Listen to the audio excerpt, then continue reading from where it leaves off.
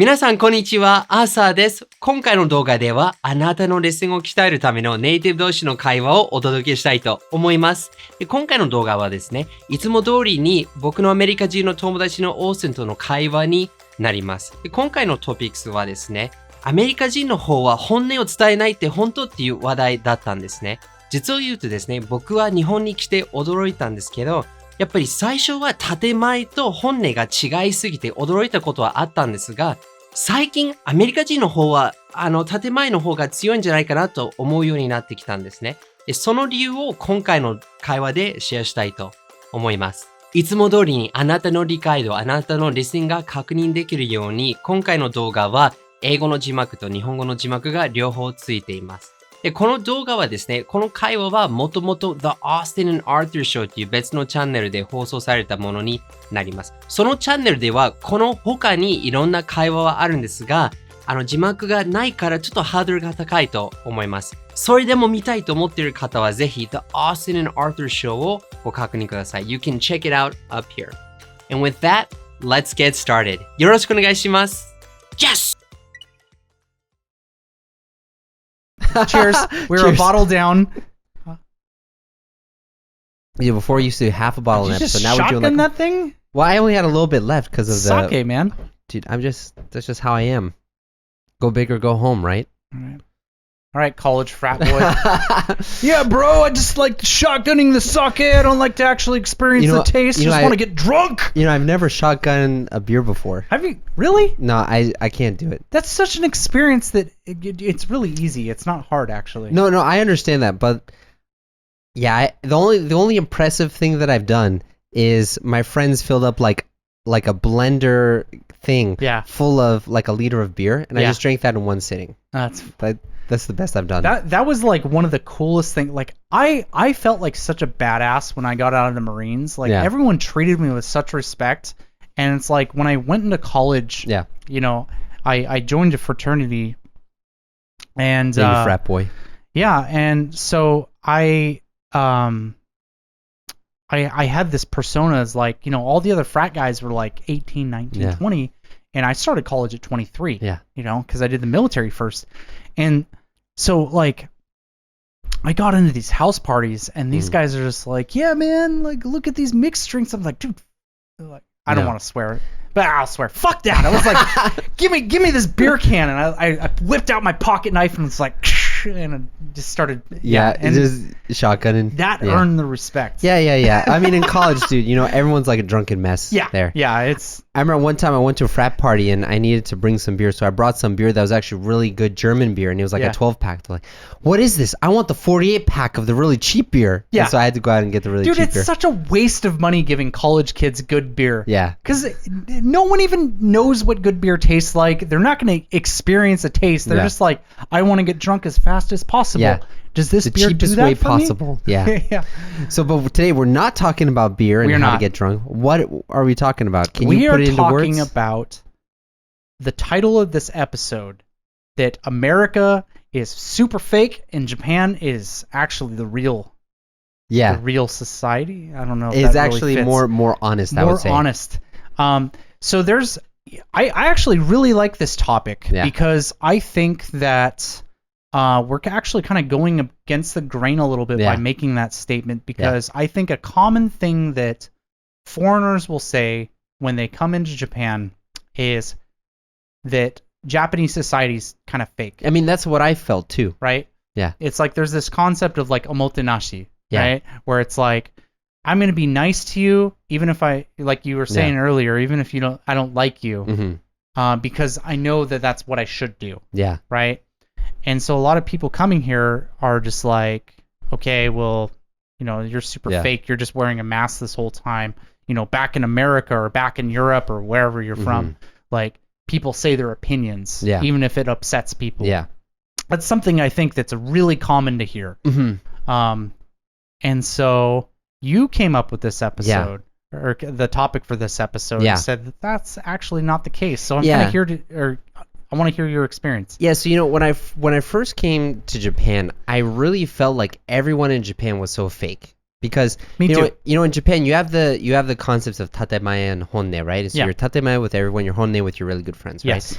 And I was like, oh yeah, that's a Japanese concept. People are super polite. In Massachusetts, we're known as massholes, Massachusetts assholes, because we're so rude to each other all the time. We don't give a crap, right? Yeah.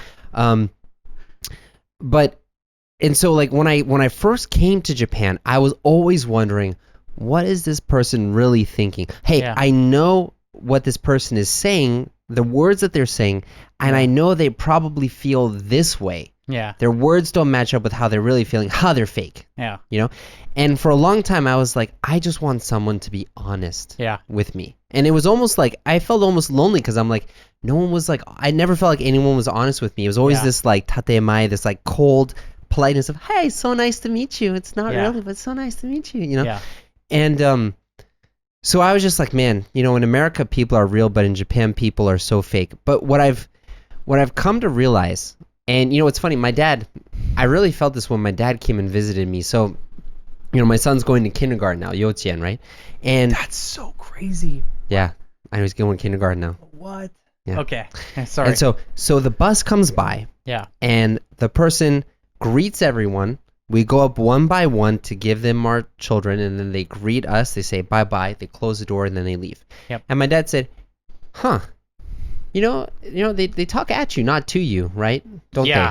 And what he meant by that was like, in the United States, when you're dealing with like a service worker, they'll look you in the eye. Yep. And maybe they will interact with you as a human being. Yeah. Whereas like in Japan, they don't look you in the eye. They just say the words that they're supposed to say. Yeah. And so it's not like they're actually talking to an individual person. They're given like a scattered announcement to whoever is there to listen. Yeah. And then they deal with that. And when I first moved here, I felt like that was really fake. Like, oh, I want some more human interaction in my life. Mm-hmm. But what I realized is that, that kind of interaction really makes society go smoother. And so like in my personal experience, I'm not Japanese. Please, if I'm wrong, please let me know in the comments. But I feel scathe him. Just be ruthless to him. Just unsubscribe and say go to hell, Arthur. Sorry, I've been drinking too much. Yeah, be nice to Austin. Yeah, I'm not saying this. Austin is much nicer than me. But yeah, so in they do that because things just run so much smooth. Like if you take your emotions out of that and you really just don't care, you just kind of put up this front, you put up this nice facade. Things just go by smoother, and everyone knows everyone is putting up this facade. Yeah. And so they don't really care. Yeah. But like in the States, I realize people put up the facade anyways, but they try to trick you into thinking it's not a facade. Yeah. And so that's actually fake. Yeah. No, I do agree. So like we'll take your situation of like picking up kids. Yeah. Like with daycare, and it's like let's say the bus opens the door and like the kindergarten teacher comes out. Mm-hmm. And in Japan, I agree that like there's that term of like talking at you, mm-hmm. but not to talking to you. Yeah. Whereas I think in the U.S., if you took that same situation, maybe the kindergarten teacher comes out and there's like, oh, good morning, Arthur. It's so nice to see you. How are you doing, Lewis? Like, there's a lot more personal interaction. Mm-hmm. But like, it's kind of what you said, where it's just like they might address you and engage in small conversation, like, oh yeah, how's your family going? Yeah. And like ask these personal mm-hmm. questions, but they probably don't actually really care what the response to those questions are. They just want their reviews to be better. Yes. Yeah. Right? Well, it's like it's like serving at a restaurant in the United States. All the like servers will be nice to you and like schmooze with you. Yeah. But that's just because they want a bigger tip. Yeah. And I think there's specifically engaging with personal information of a person. Just be like, we were strolling up and, I saw through the window and I saw like your kitchen table mm-hmm. and I just want to say that looks really nice. Mm-hmm. They'll say like compliments like that mm-hmm. or they'll use your first name in the US. Mm-hmm. They'll do those small things. Mm-hmm. And I say they, I mean like just people in in general. Mm-hmm. But there's no really like intent or desire to like really engage with that information. It's just like there is like just kind of like a service. Yeah. So yeah, I never really thought about that until you kind of like brought up the topic while we were thinking of an episode for this. And no, it's 100% right though. Yeah, you know, like one of the things that also really hit me is I remember this was a couple years ago. Like I was using my phone. Yeah. And my sister was like next to me, I guess. She was looking at the screen on my phone or something. And she just looked at me like, "You have an app for McDonald's?" Right? Because, okay, so, I mean, I have one too. You have one too, right?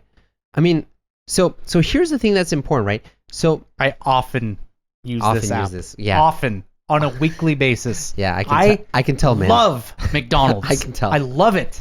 So it's a guilty pleasure of mine. But okay, so because that was another thing that was really surprising when I came to Japan is just how normal of a place McDonald's is. Yeah. Whereas like in the States, what do people think of McDonald's? Oh, it's like you're gonna die if you eat it. Yeah, it's unhealthy. Like, only poor people eat there. Yeah. Why would you eat there? It's unhealthy food. Yeah. You know? Yeah. Yeah. And you know, it's funny, like I remember also being really shocked when I came here and I would go to like the omiyage section. Yeah. And I remember I would see like advertisements for cookies. They're like, "We put extra rich butter in here with extra sugar and extra salt and made it extra delicious," right? Because, you know, in the States, you know, people will see that as, "Oh, this food is unhealthy. I should stay away from this. Like, this is not a healthy food. I cannot eat this." Whereas in Japan, it's like, "Hey, it tastes good. Let's eat it." Yeah. You know? Yeah, I mean, you know, I think a perfect example of that is like the diet soda section. Yeah. Like when you're going up to a drink machine in a fast food restaurant in the US. States? Yeah. And you don't really see diet soda here. Yeah. And there's a reason for it. It's because diet soda sucks. Yeah. It tastes terrible. Yeah. It's like all the good parts of soda is the sugar. Yeah. That's what makes it taste good. Yeah. And when you remove that, it's horrible to drink. Like I have never had a diet soda drink that I tasted and was like, "Yeah, this is better than the original." Yeah. No, it tastes like shit. Yeah. So like, but I think that perfectly embodies that, where it's just like, let's use McDonald's as an example, because I think it's really easy to compare the two, because McDonald's in Japan and McDonald's in America are very different. I mean, the food is very similar. It's the same, but like just every other experience that you go to in the restaurant is completely different. Mm-hmm. You know, McDonald's in Japan, I think kind of fits what you were saying. It doesn't try to be healthy. It's like, look, this is junk food. Yeah. But we're going to try and just advertise junk food. Yeah. Like, it's not good for you, but like, look at this teriyaki chicken burger. It looks pretty good. Yeah. Right?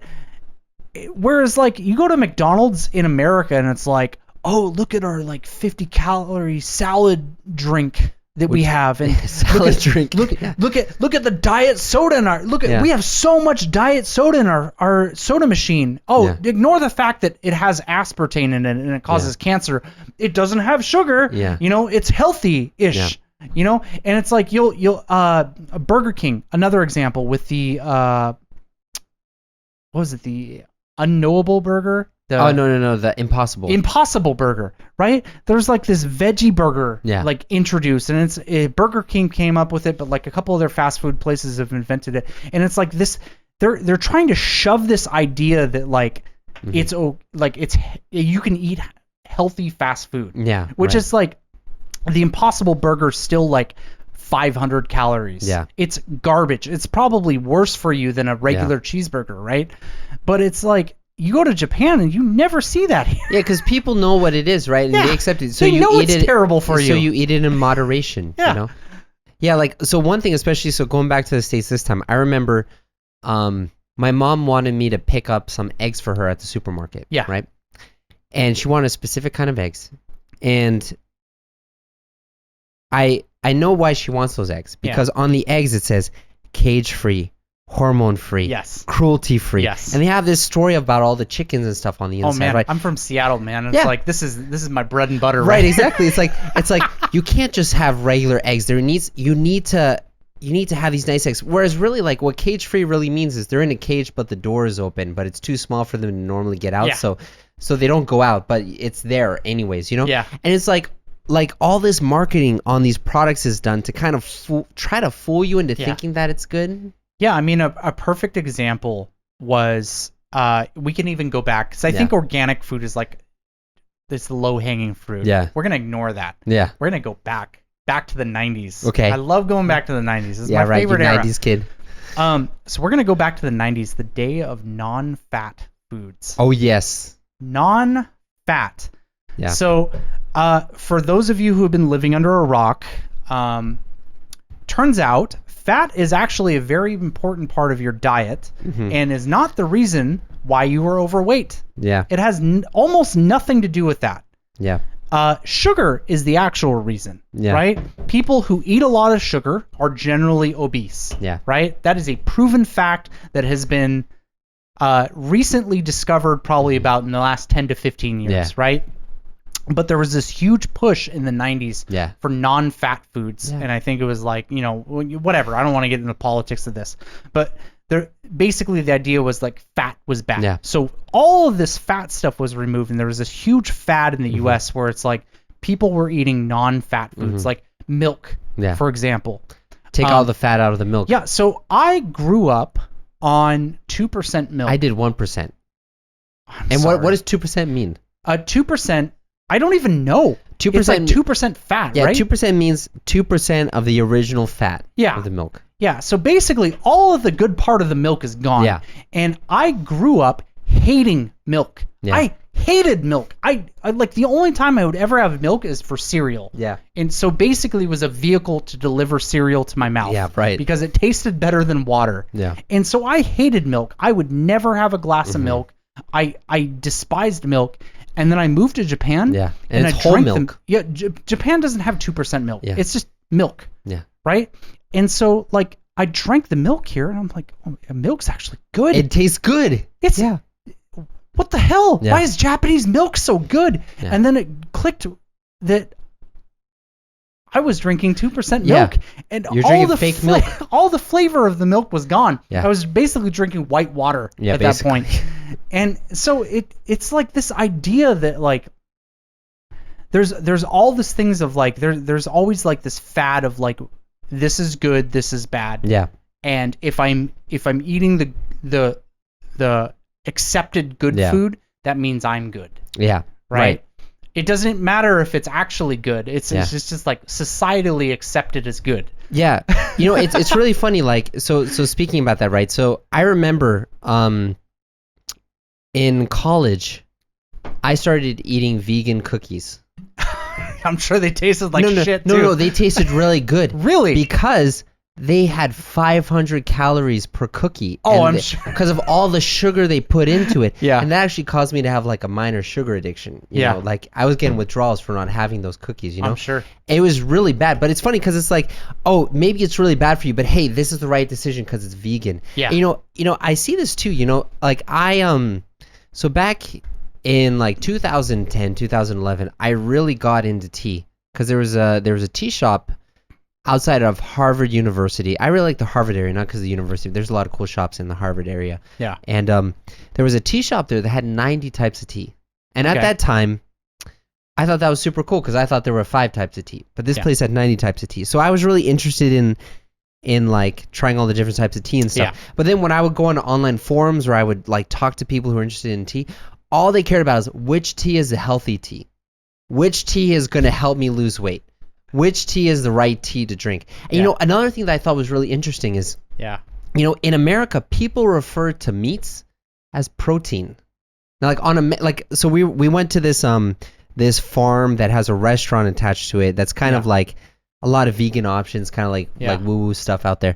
But like they had a section which said like choose your protein. Do you want chicken, beef, or tofu, or fish?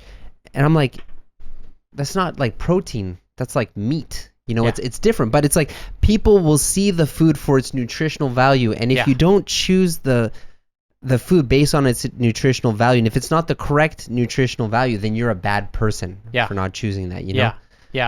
No, it's this idea where you choose what is like good for you, and not necessarily actually good for you, but what society deems as good for you.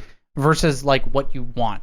Yeah. And I think like if you I think it's really easy to talk about foods, but I think it kind of extends outside of foods. Yeah. But basically it's like here in Japan, one thing that I think they do really well here is people are allowed to do what they want to do. Yeah.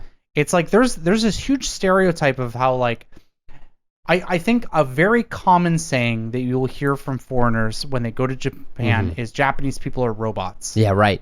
Right? You hear that so I thought often. that too, yeah. You're like, wow, it's like, you know, even I remember you commenting that your dad said this statement during, like, I think you guys were in the train station. Yeah. How, like, everyone's, like, synchronized. Yeah. Right? And it's like, oh, wow, Japanese people are so robotic. But when you live here and when you kind of get a little bit past like the stereotype impressions and we kind of like deep dive into things, you'll learn that like people go eat yakiniku, people go go binge drink, people don't get upset if you smoke in public. People don't like smoking, and if they're not smokers, they don't like being around smokers, but like no one's gonna go confront somebody for smoking and be like, you need to stop right now. Whereas in the States, people are like around smokers all the time. And so it's like this idea here in Japan that's like, look, we're not gonna tell you what's good for you, okay? If you want to do that, you can do it. Yeah, I feel like here, there's this huge separation of like, hey, whatever you do in your personal life, as long as it's not illegal, go for it. Who gives a crap? No one cares. But when you're dealing with the public, keep this facade. But then when you're in your private, do whatever you want. Whereas it like in the States, it's like your public face has to match your private face, and if it doesn't match your private face, it's really then you're interesting gonna get crucified. How that is, right? Yeah. And it's like the funny thing is like, I wanted something real in Japan. I felt like I wanted people to act real with me. But what I didn't realize was that the way that people were interacting with me in the States was just a facade, but they were trying to trick me into thinking it was not a facade. Whereas here, it's very clearly a facade. It's like, hey, I have my own private life. I'm definitely not going to show you. But hey, who cares about that? We're just focusing on this plane that we're interacting with. And that makes things go really smooth. So like, technically it is fake, but everyone knows it's fake, and everyone's being fake with each other, so it's not fake because you guys are not like lying to each other about that, it's like way more accepted. I think a perfect example is like Twitter with like celebrities, and like every now and then Twitter's kind of collapsed, and I think it's like X now. It's X now. What the fuck is even going on with that? Anyways, so like Elon Musk happened to that. That's what happened. But celebrities every now and then will have a slip up where they'll say like their own opinion on something, and it'll greatly upset everybody. Where it's like, they say an opinion like, actually I don't like the color orange, I think blue is better. And then people will just be like, well, that's not the image that I had of you, so you're obviously an evil person, and I hope you die.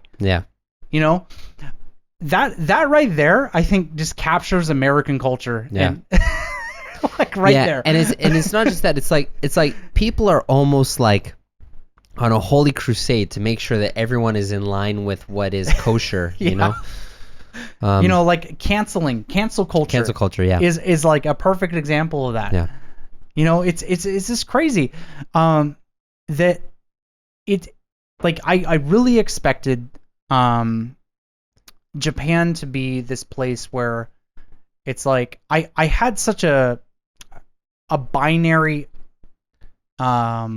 belief of Japan when I moved here, and even when I was a high school student. It's like you're either in the circle or you're out of the circle. And you see this talked about. I remember there was a lot of like jet YouTubers that I watched before I moved over here. Like once I got initiated in the jet program, I really wanted to know what it was really like, and so I watched these jet YouTubers, and they would talk about this like inner circle of Japan, and it's not unique to them. I think it's something that a lot of people talk about, but it's like this circle of Japan or Japanese society of like, especially for foreigners, is like you will never enter the circle. And so when I moved over here, I came in with that mentality of like, you'll never enter the circle. You'll never be Japanese. And after living here, that is bullshit. Yeah. That is complete bullshit. It's such a lie. Yeah. You know, this idea that foreigners can't enter in here, it's like, no. Yeah. I came over here, first of all, when I first moved over here, I experienced the facade. Yeah, right. Everyone was super nice. Everyone was like, wow, Austin, you're so good at your job. Wow, you taught this. Yeah. Wow, you can use chopsticks. This is great. And it's like, that's the first wave that you experience when you first moved here. And then you experience like, after you're here for probably, I would say like 2 years. Yeah. Right? The first year is like that. Yeah. And then you enter your second year here and you kind of dig a little bit deeper and people get used to you here. And then so they start showing their like kind of true selves around you. But you know, that facade never leaves. Yeah. Right? You learn over time that it's like, okay, there's a public version of someone and there's a private version of someone. And it's not a bad thing that those two things are separate. You know, whereas in the States it's like those need to be the same person. Yeah. But why? Yeah. They can be separate. Yeah.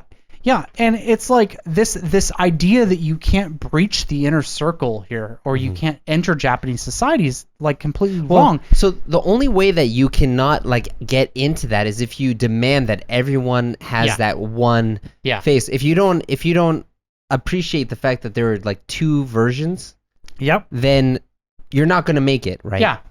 Yeah, so once you understand that, it's like you make it, like you'll experience like this kind of like standoffishness or this facade, and then you make friends with somebody and it's like, oh yeah, I like to go hiking. Is that something you like to do? Yeah, okay. You go and then you experience and you become friends with somebody and they just talk to you like a normal person. Yeah. Right?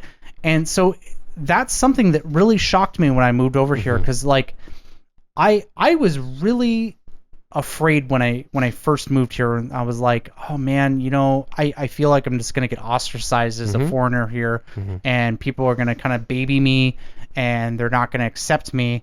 And then I got in right away and was like drinking with people, and I had teachers giving criticism on my classes, and you know, I had people being like, I would use the term brutally honest with me, right? Where they would say something even if they knew it was going to offend me. And I was really shocked to experience that in Japan. And it, like, sorry, I'm pausing. No, it's fine.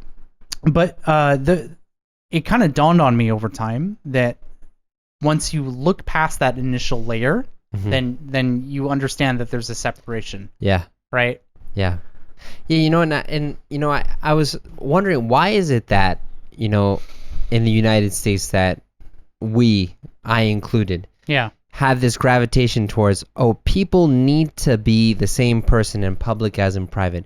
Why do I need to categorize foods as healthy or as unhealthy? Why do I need to categorize things as good or bad, you know? Yeah. And I think it comes down to this like deeper insecurity that a lot of American people feel. And you know, it's funny, you know, my dad, you know, because he does a lot of work in Germany too, and when he talks with German people who deal with Americans, and he said like for a lot of those German people, they say that like American people have this kind of like existential angst where they're always kind of nervous a little bit. Yeah, I don't know if I would say necessarily nervous, but I think that something that I would categorize as deeply American is having an enemy. Having an enemy, okay. Like there needs to always be like a target or something to blame or some kind of like existential threat. Yeah. That I think is like a really important part of American identity. Okay. And you know, it kind of makes sense given America's history, because like we've out of the total number of years, and it's gone up because we've left Afghanistan, but prior to leaving Afghanistan, America has technically been at peace for 25 years of its history. Yeah, right. Out of like how many years now? I think it's like 250-ish years. Yeah, right. 250 years. Only 25 years. Yeah, out of that history, America's always been like at war or in engagement with another. Right, and like 40, 50 years of that was, with Russia and the Cold War. Yeah, right? And so I think there's this idea of like there needs to be an enemy or a target or something, right? And I think like it's embedded itself in American culture where there needs to be an enemy in all parts of life. Like even when going back to food, like fat. Yeah. The reason why you're fat, it's not because of your lifestyle choices, it's because you're eating fat. Yeah, right. It's like it's never in America, it's never put on the individual. Like the reason for their problems is never put on the individual. It's always like this outside force. It's like, oh, you're doing the best you can. It's this thing that is attacking. I mean, I totally agree with you on that side. So like another thing. So as you're talking, this made me think about this. But so I have a couple of friends who are multimillionaires. They're former clients of mine when I was doing a translation company. Look at you. Look at me, I'm super cool. Look at my nice little company right here that's like, I'm just casually teaching millionaires how to speak English. That I dissolved because it didn't make any money. But no, so there were a couple of like millionaire clients, whatever, and they came to Japan. And so this one guy, he lives in a penthouse in Manhattan. Yeah. Shows you like how much money he has, right? Okay. Multi-millions. So I remember it was my job to like wine and dine him and show him around Tokyo, right? Yeah. So I took him to Nakano, and I took him to Nakano back 10 years ago, and he loved it. Then 4 or 5 years later, I took him to Nakano again, and it was like on a weekday, so it was less bustling. And he was like, this place, like, let's go someplace more poppin'. Like, there's got to be a place more poppin' than this because there weren't so many people. And his sister was there, his mom was there. He wanted to impress them. Yeah. So we ended up going to Golden Guy in Shinjuku, right? Because Golden Guy's poppin'. There's lots of people there. Yeah. And I remember we went into a bar. He's like, Arthur, is this place cool? Is this a cool place? Is this place cool? Like, dude, only you can decide this because is this what you like? Yeah, but Arthur, is this place cool? Like, is this where the cool people hang out? Yeah. I was just like, I think this is a good place. I don't know. And then I remember, so like another one of my clients, he had a girlfriend with him. Yeah. And she was like a typical like plastic surgeryed up, like beautiful real estate agent. She's that person. LA girl. LA girl, yeah, basically. I'm in real estate. So they really want to go to Hakone, but they reserved Hakone like right before a long weekend, and there was no places open except for like places that were $1,000 a night. Yeah. And even he wasn't willing to go up to that much. So I took them to like Yugawara, which is right next to Hakone, and that's like where the local people go. Take them to Atami. I mean, Atami's probably just as bad as Hakone, actually. Yeah. But anyways. Yeah. but so I took him to there. Yeah. And she's like, so is this Hakone? Because my friend said Hakone's the best. Is this Hakone? I was like, no, it's Yugawara. I took you guys to Yugawara. Yeah, but where's Hakone? I want to go to Hakone because Hakone is the best. People say Hakone is the best, you know? Yeah. And it was almost like these people were not concerned about what they actually liked. Yeah. But about what people said was the best, and they had to match up to this image of what they thought was the best. So it's almost like, they didn't care about what the real thing was. They just cared about the image of what they thought they should like. Yeah, I think that is a really good really summary of that, because I think Hakone is actually a really good example of this. Hakone is super boring if you don't like being in Hakone. Yeah. Right? If you're just going because somebody told you to go to Hakone, you're not going to have a good time. There's nothing to do there. Yeah, right. It is a small town in the mountains, and if you aren't like an onsen enthusiast, you're going to go there and be like, there's nothing to do here. Yeah. They got like the Little Prince Museum, which again, if you're not a big Little Prince fan, you're going to go there and it's going to be super boring. Yeah. I'm a huge Little Prince fan. It's my favorite children's book. Great. I think my mom read it to me when I was a little kid, and I got obsessed with it. And I recommend it to all my students now. Yeah. But like, if you don't like the specific things there, you're going to go there and you're just going to have a shit weekend. Yeah. Right? So it really frustrates me when I hear these stories of like, oh, I went to Hakone because that's what people told me to go. Yeah. It's not like whether you actually like it or not. Yeah. But it goes into the same thing. It's like, I need to act this way to project this image of how people think I should be. I need to eat this food because if I don't eat this food, then I'm a bad person, kind of thing. Yeah, I think something that I often see, and if you go to America, you will see this everywhere. Yeah. Is tabloids. Tabloids, yeah. Right? You'll go to the supermarket, you'll go to the convenience at the gas station or wherever. I mean, anywhere you go, you will see tabloids. And it'll be like, how I lost 50 pounds, or, you know, the new diet, or, you know, whatever celebrity likes this, so you need to like this too. And you'll see this on social media too, where it's just like there's all these fads that people have to follow. And it's really kind of funny because Japan's very similar in the sense that there are fads.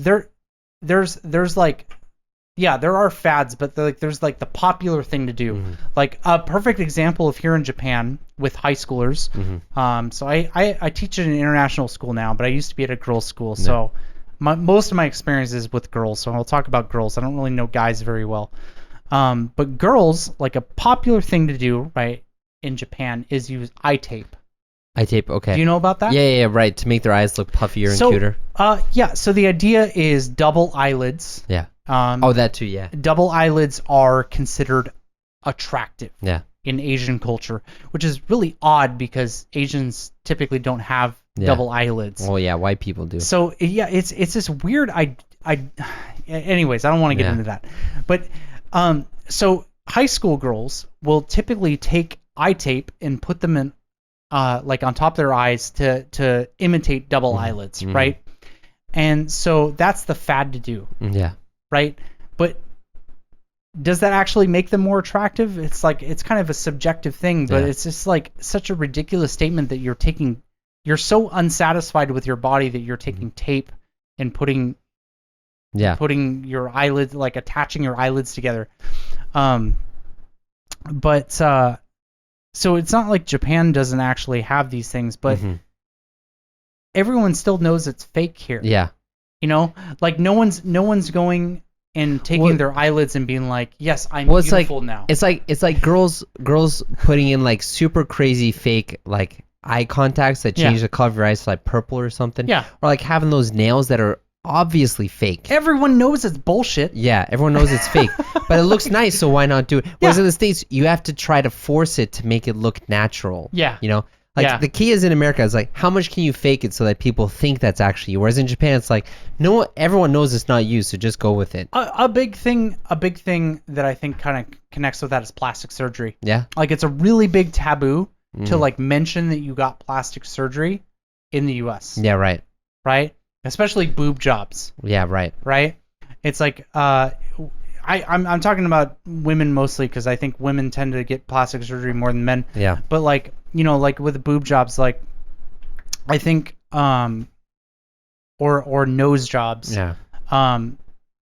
You know, you want to get plastic surgery to a point where people don't know you've gotten plastic surgery. Yeah, I didn't get a nose job. This is natural. This is just who I am. Yeah. Right? Whereas in Japan, it's like, I think people are a little bit more upfront. It's not like someone's going to come up to be like, yeah, I got a boob job. Yeah. But it's not like that information will be completely hidden. Yeah, right. You know what I mean? It's not like they're trying to fool you. It's like, it all goes to part of the facade. Like, I made this facade. Yeah. Just enjoy the facade. You'll see the girl that got the boob job. She'll usually have like orange skin, like long hair and like nails that are like this long. Yeah, right, you know what I mean? That's like, yeah, and I mean, yeah, it just goes back to the fact that like it's a fake facade. Yeah. But everyone knows it's fake, so it's not really fake because everyone knows it's fake, you know? Yeah. Whereas in the States, it's like they try not to seem fake, but they are fake. Mm-hmm. And so America's more fake than Japan. Yeah. Yeah. I think this is a good place to wrap it up. We're almost done with this bottle too, man. We're like running through these things. Cranking them out. I'll see you next time. Yep. Alright, 最後までご覧いただき誠にありがとうございます。こういうリスニングを鍛えるための動画を毎月お届けしていますので、今後も引き続き見たい方はぜひチャンネル登録をお願いします。And if you've already done that, well, thank you very much. I really appreciate it. 他にもおすすめの動画はこちらにあります。こちらじゃなくてここにありますので、please click here and look at the next video. As always, enjoy your English adventures. 一緒に世界とつながりましょう. See you next time.